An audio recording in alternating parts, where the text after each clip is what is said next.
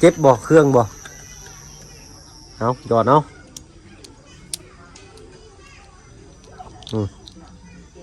ไปได้สูบบัดนี่เจาะได้นี่เอาผ้าตัดน้องแมนกำมือตาขึ้นจะไอสิหยอดได้ไหมเดี๋ยวรับเด้อปึ๊บพับปึ๊บปึ๊บยืมแสบบ่มันก็บ่ได้แสบลงน้อยยาหยดตา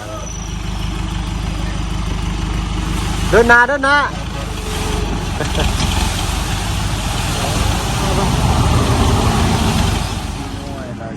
โอ้ชื่อน้อยแท้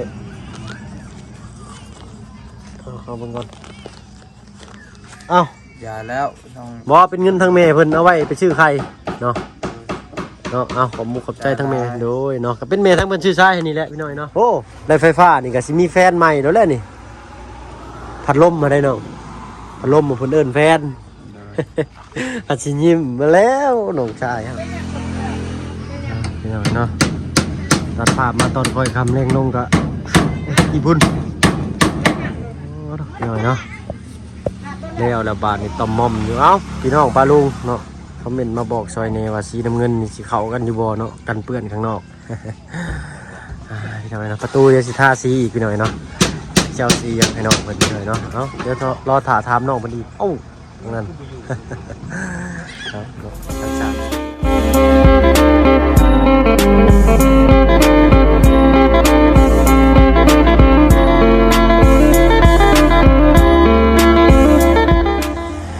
ทักทายสบายดีผมเป็นพี่น้องมือเพื่อนกันเบิดทุกคนเนาะว่าฝั่งไทยเลยฝั่งลาวเลยก็ฝั่งต่างประเทศก็ยินดีต้อนรับเข้าสู่ช่อง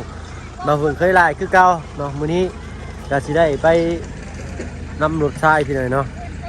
เทลงนี่บอกโอ้ทางไหนเชือกขาดเลยพี่หน่อยเนาะเนาะนี่แหละสิเอาทรายมาเทให้น้องเพิ่นอยู่นี่พี่หน่อยเนาะเพราะว่าทางรถไปแล้วเพิ่นเข้าบ่ได้ทางนี้เนาะทั้งน้องซ้อนกับน้องเจ็บตาอยู่ทึงพี่เนาะทั้งว่าเพิ่นก็ซื้อยาหยอดตามให้น้องเพิ่นเลยแหละเนาะนี่ว่าใส่ได้ใส่ดีหรือบ่เนาะหยอดเอานี่มาสิลงหันบัดรถใหญ่คันใหญ่เข้าบ่ได้พี่น้อยเนาะขึ้นไปเบิ่งน้องชายกับพี่น้อยเนาะนอนรับยังบ่ตื่นอยู่เนาะทางนั้นเป็นหยังพี่น้อยเนาะน้องเพิ่นนอนนี่จักหน่อยก่อนพี่น้อยเนาะเดี๋ยวสิเอายามาหยอดตาให้น้องเพิ่นโอ้เป็นยังเลยทางน้ำบ้านเลยเราถ่ายรถเป็นถอยออกไปก่อนเลยเนาะจึงเอารถทรายเข้ามาได้ยังมันสลบสไลด์อยู่ ไปน้อยคนว่าเนาะก็เป็นหมู่คูทางซ้อนเชียร์พื้นที่ให้น้องมันจังน้อยพี่น้อยเนาะน้องทรายเขายังบ่ตื่นอยู่หน่อยเราลงมา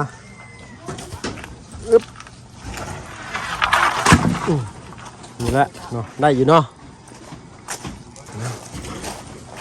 ใช่นี่ก็ได้อยู่พี่น้อยเนาะเอาอันเคิงใส่เนี่ยเคิงเลยก็เทพื้นได้อยู่เนาะเป็นตักแถมมาให้ทางทีมงานน้องซ้อนเพิ่นเนาะเพราะว่าน้องซ้อนเคยไปเฮ็ดเวียกเฮ็ดงานน้ำเพิ่นอยู่พี่น้อยเนาะไปเบิ่งน้องมึงปลุงมึงอยู่ซีวีอยู่เอ้านี่ยาวิเศษลองหยอดเบิ้งเคยใช้อยู่บ่เอา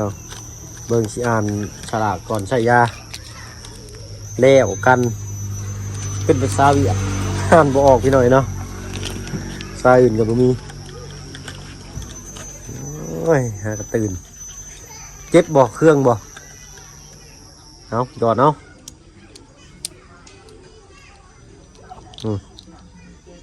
ไปได้สูบบัดนี่เจาะได้นี่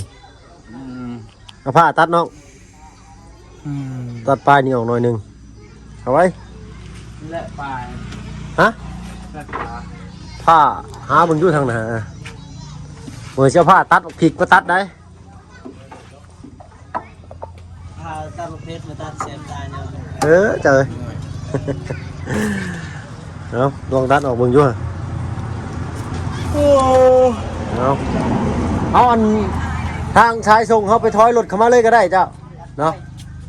นะอันนี้ก็เป็นดังหมูเป็นเนาะตัดเอาน้องนี่ซอยออกหน่อยหนึ่งเด้อเอายาหยดฮะ ยาล้าง แมนยาล้างตาลองหยอดดูให้มันสะอาดเนาะบาดมือได้น้อยโพดเชี่ยวมือดีกว่าได้เยี่ยม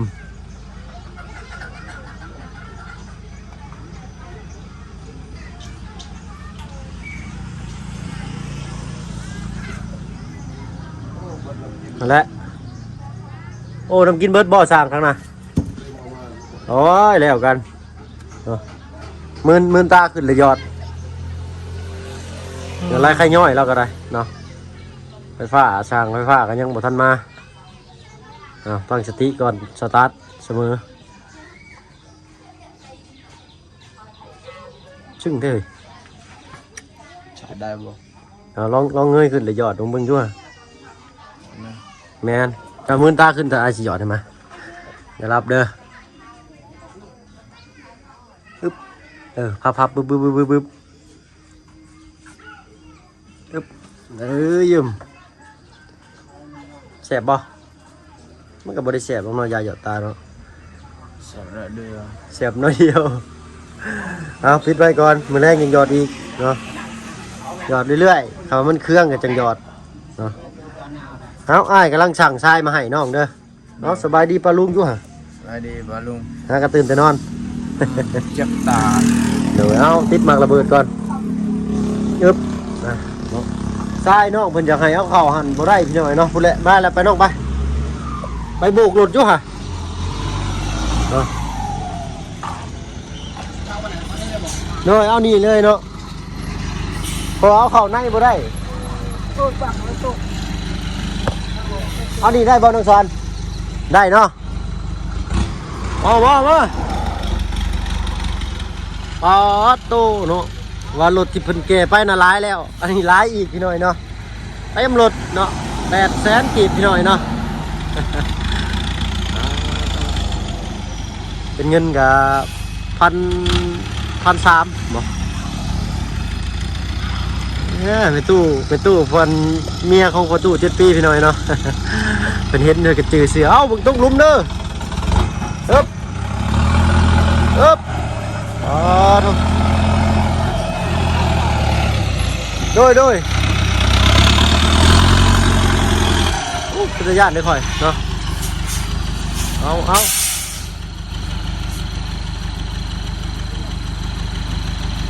เคบ่เพิ่นลงมาเบิ่งกันเนาะมาสิบ่ทมหินบ่ทมเนาะเอานี่แล้วมันสิบ่ตันทางเข้ารถเพิ่นบ่เนาะทางในเข้าได้เนาะค่าต้นมะขามยู่เอาเด้อน้องเด้อเนาะมันเข้าสุดบ่ได้พี่น้อยเนาะเข้าไปในนั้นบัดย่านมันต้นไม้ใกล้เฮือนเพิ่นรอหน้าจนดึงเนาะ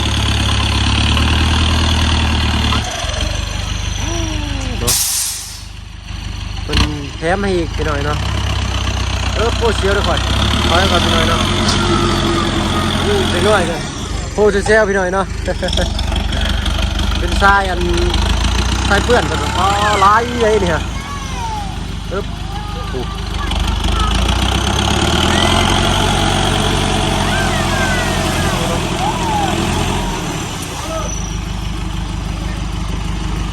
เดินหน้า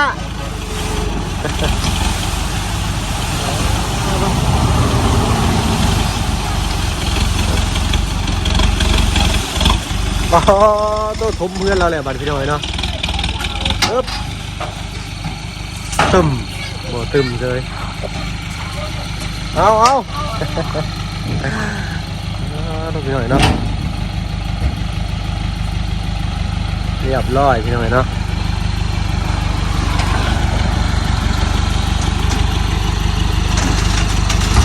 เยี่ยมเอาขอบใจเนาะ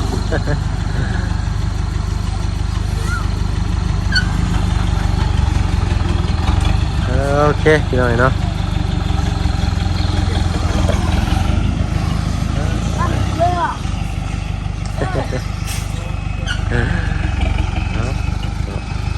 ก็เป็นทางอันหมู่น้องซ้อนพี่หน่อยเนาะที่เพิ่นเคยเฮ็ดเวียกเฮ็ดงานนำกันปึ๊บเนาะกองเชียร์ก็มาเต็มเลยเนาะแล้วแซวพี่หน่อยเนาะ เนาะคือสิเหลือบ่ให้เว้าเนาะได้เนาะถึกใจอยู่บ่ถึกใจแล้วเนาะหนึ่งแล้วบ่เข้ายังบ่ทันหนึ่งครับเอาก็มีแต่คนเอาได้อน้องเด้อเอาตัวอันเป็นสีดินต้มติดมานั้นเนาะอันเพิ่นใช้เทนี่ก็ได้ได้เพราะว่าเพิ่นคัดมาให้เลยโอ้โธ่โอ้โตลืมเบิ่งนี่เนาะบ่เป็นยัง มันลมนี่ติอันนี้เนาะบ่ลงเนาะ บ่ลงเนาะ ตึกค่อยๆเนาะ ยังถือบุตรีถึงแล้ว ยัง ฟ้ามันบ่เมื่อกี้นี่เนาะข้อยก็บ่ได้สังเกตเนาะสีเก้าได้อยู่เนาะ เพราะว่า เครื่องเทพื้นยังได้ เลยเนาะคือว่าลายดีได้นี่เนาะเรือเลยพิเศษเราแถมให้อีกเนาะเห็นเพิ่นแก่ไปค่อยว่าลายแล้วว่าเห็นรถนี่แฮงลายกว่าอีกพี่น้อยเนาะเนาะเนาะกินข้าวเลยก็หยอดตาคันมันเครื่องหยอดอีกเด้อน้องเด้อเจ้าไปเฮ็ดได้สอนสู่อ้ายฟังอยู่ให้ป้าลุงฟังอยู่ลงคลิปไปเมื่อกี้นี่ทางป้าลุงเป็นห่วงโอ้ยเนาะน้องสอนน่ะ มัดมัดจักนี้ ยามฝนตก โดย เนื้อลุกบัดเดียวเลย โอ้มันรุดแล้วมันดีด มันนะ ยาง ยาง ยางรถนี่เนาะนี่เบิ่งให้ป้าลุงเบิ่งก่อนอันนี้นี่พี่น้อยเนาะยางรัดนี้เอ้ยเนาะ เป็นยังที่ ขอบใจทางอันโดยสบายดีเจ้าเนาะ กันเด้อ โดยเนาะสายชงก็เป็นกันเองพี่น้อยเนาะถ้าคนบ่ว่างไปขับเองก็ได้แล้วมารถนะเนาะดูพ่อเนาะสิบ่เป็นจังซี่เนาะอันซนเช้าหน่อยนึงบ่เป็นหยังเนาะ เป็นยังเนาะ เอาไปเลยกะใส่2-3คนมายกขึ้นแล้วก็เสียนเนาะก็ได้เนาะพ่อเนาะเนาะไปตอกไปเนาะ เนาะเนาะมาเพิ่งลืมสังเกตพี่น้อยเนาะเมื่อกี้นี่เอ้ยบ่เป็นหยังพี่น้อยเนาะ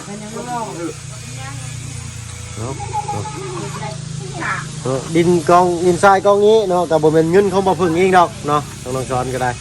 เป็นเงินทางแม่ทางอุบลราชธานีเพิ่นเนาะได้สดซอยมาสมทบงบ 2,000 บาทพี่น้อยเนาะตอนนี้เนาะเงินก็ยังเหลือนำมาเพิ่งอยู่400,000กีบพี่น้อยเนาะไปซื้อยาจะตามให้น้องเพิ่นเมื่อกี้นี้เนาะ4,500เลย4,500เนาะนะครับก็ให้น้องซ้อนฝากขอบมุกขอบใจทางแม่เพิ่นเนาะเพิ่นบ่ได้ประสงค์ออกน้ำดอกเพิ่นชื่อเพิ่นบ่ได้ประสงค์ออกน้ำแต่ว่าเพิ่นบอกแต่ว่าเพิ่นอยู่ทางฝั่งไทยเนาะเห็นน้องซ้อนเป็นคนขยันเนี่ยอยากสดอยากช่วยมาเนาะแม่เพิ่นอยู่ทางอุบลราชธานีเนาะเอาให้น้องซ้อนขอบมุกขอบใจทั้งแม่เพิ่นแน่เนาะ ใจละลายเด้อแม่ที่มาซอย โดย ขอให้อยู่ดีมีแห้งขอให้คุณเจ็บไปใช้ได้ความใครเป็นตัวนี้ โด ขอย ให้แม่มีความสุขตลอดไปขอให้แม่คิดสิ่งใดขอให้ได้สิ่งนั้น โดยเนาะ กับเอฟซีทุกคนนะคือการ โดย ก็มาก็เป็นห่วงคือการก็ โดย เอาก็คอมเมนต์มาแล้วก็คอมเมนต์ในนั้นในนี้ โดย มีแต่มวนขึ้นคือเขาคอมเมนต์มา โดยเนาะ กับสุมอายก็คือการ โดยเนาะ ก็ดีใจนำสุมอายน โดย ำคันสุมอายบ่ได้มาซอยเฮาเขาก็บ่มีสิได้สำเนียงกับหรือสิบ่ โดยเนาะเป็นนู่นความขยันของน้องอะไรเนาะ ขอบใจหลายๆเด้อ โอ้ยเนาะนี่แหละทางป้าลุงเพิ่นก็เป็นห่วงคอมเมนต์ว่าให้บ่เพิ่งซื้อยาหยอดตามให้ทั้งน้องเพิ่นแน่เพิ่นว่าเนาะจะได้น้องหยอดแล้วค่ะแซ่บบ่ แซ่บ แซ่บหน่อยหนึงเนาะพอมันขาเสื้อโอ้มีผมมันนี่เนาะบ่หิวข้าวบ่ยังเนาะ เจ็บตา เจ็บตายาหยอดตานี้ก็ถ้าว่ามันเครื่องมันยังก็หยอดเนาะโอ้ยตาเราจนตูบลงข้างนี่พี่น้อยเนาะแม่มึงรถอันนั้นเดี๋ยวเนาะหายดีขึ้นแล้วบ่ ใครแน่เลยเนาะ มันบ่ได้นอนมันเจอ อืม ก้อน ตอนนั้นตูบก็นี่เนาะเราพอเราได้นอนเลยก็ใครขึ้นแน่เอาไว้น้องอันนี้เนาะอันนั้นขนมเห็นเจ้ากินข้าวหน่อยเดียวนึงเนาะกินนี่ก็เครื่องชูกำลังเนาะน้ำเปล่าสะอาดเนาะเพื่อนก็ใกล้สิแล้วเลยฟ้าข้างหนึ่งนั่นไว้บ่สร้างนี่เป็นเห็นให้ไว้เนาะถือว่าโอเคเลยเนาะนี่แหละทรายนี่ก็จะเพิ่มเห็ดเด้อมือแรงเด้อเนาะทอไว้ก็ค้นมือละรอด2 รอดยามมือแรงนะเนาะและยามมือเช้ามันบ่แดดบ่หยังคันว่าน้องฟ้าไปเฮ็ดเวียกก็จะได้มื้ออื่นเข้าสวนอีก โดย เข้าไว้อยู่บ่มื้ออื่น เขา จักมุ้งอันนี้ เช้าแล้ว แต่เช้าตายอ้ายได้สิมาทันซั่นไปได้4-5 โมงเช้าจักอันนี้ ประมาณ6 โมง 6 โมง 7 โมง ทองยังก็7 โมง 7 โมงเนาะโดยถ้าว่าเวียกทางอื่นบ่คัดของก็อ้ายก็สิมุ่งหน้าไปนำเจ้าเอ้าเนาะคลิปนี้ดันแน่ๆพี่น้อยเนาะสิพาป้าลุงเข้าไปสวนน้องสอนอีกมื้ออื่นนี้เนาะไปตัดหญ้าสวนนั้นแล้วก็มาเนาะเนาะโอเคเนาะจากนี้ก็ถือไปเบิดปีสิเลยพี่น้อยเนาะเดี๋ยวอ้ายสิเบิ่งแว่นตามาให้เด้อไปให้มันมีแต่แว่นดำหน่อยน้องบ่เห็นหุง แว่นดำคืออ้ายให้น้องใส่นั่นมันจังมีแต่แบบนั้นเด้มันบ่มีตัวแบบแว่นขาวแบบคือว่าแว่นเล่นสงกรานต์ก็ได้เนาะเอามาซุบปุ๊บกันเศษหญ้ายังกระเด็นใส่ขอแค่เป็นสีขาวหน่อยเนาะอันนี้มันเป็นสีดำจะน้องใส่เสร็จตัดไปดำสิต่อดอนขึ้นได้เลยเนาะ เอาเห็นรอยยิ้มของน้องก็มีความสุขในใจแล้วพี่น้อยเนาะเอาเพราะว่าทางซ้ายส่งคนนี้ก็เพื่อนเพิ่นก็เป็นพี่อ้ายเจ้าเลยน้องๆเนาะไปเอาเขาเอาของในเฮือนเพิ่นมาแม่นบ่แต่เพิ่นก็ว่าบ่เป็นหยังเนาะแต่ก็เอาไปชดใช้เพิ่นเนาะเขาว่าเป็นคนอื่นเด้อเว้ยเขาว่าเป็นอ้ายคนอื่นนี่ใครจะเป็นอ้ายของน้องสอนกันเพิ่นปรับไม้อยู่พี่น้องนะเพิ่นก็ใจดีเด้เนาะเพื่อนที่เพิ่น เนาะเดียวได้แล้ว ได้ดีเด้นี่ไงย่างก็เบิ่งอยู่น้องสอนย่างมาพาไปลุงเบิ่งอยู่ฮะ เอาไปว้าวแล้ว เนาะเพราะว่าน้องสอนเพิ่นเคยไปนี่พี่น้อยเนาะหลายดีเลยอันนี้ก็ได้เป็นทรายทรายเปื้อนเพิ่นเอิ้นเนาะเอาได้เนาะ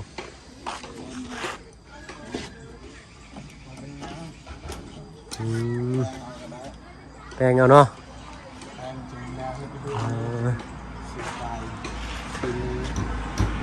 บ่เป็นหยังดอกสำนีเนาะ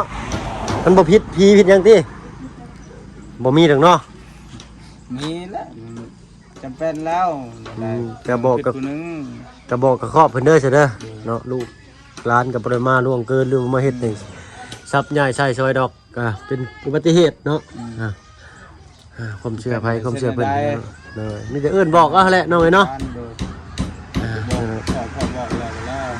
พอจะบอกแล้วบ่ดีเนาะถือว่าลายเนาะนี่เนาะปกติบุลายฉันนี่ได้เนาะเพราะว่าน้องซ้อนเคยไปเฮ็ดเวียกนำเพื่อนเพิ่นเนาะ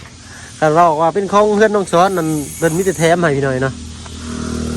ทรายนี้เนาะเอาไปขึงเฮ็ดทรายที่ก็ได้พอดีแหละพี่หน่อยเนาะเพิ่นก็นี่ก็ธรรมดาก็เป็นทรายเท่แหละเท่พื้นเนาะเนาะดีใจน้องซ้อนเนาะทั้งหมดทั้งมวลนี้เนาะก็เป็นความขยันหมั่นเพียรของเจ้าเฮ็ดให้ผู้ใหญ่ได้เห็นเนาะก็คือว่าเปรียบเทียบกับคนอื่นซะเนาะนั่งกินนี่ก็นอนนั่งอยู่ในเฮือนในชานนี่ก็เพิ่นก็สิบ่อยากแนมเห็นเนาะ ก็เมื่อการเจ็บ เนาะอันนี้เข้าใจน้องเนาะ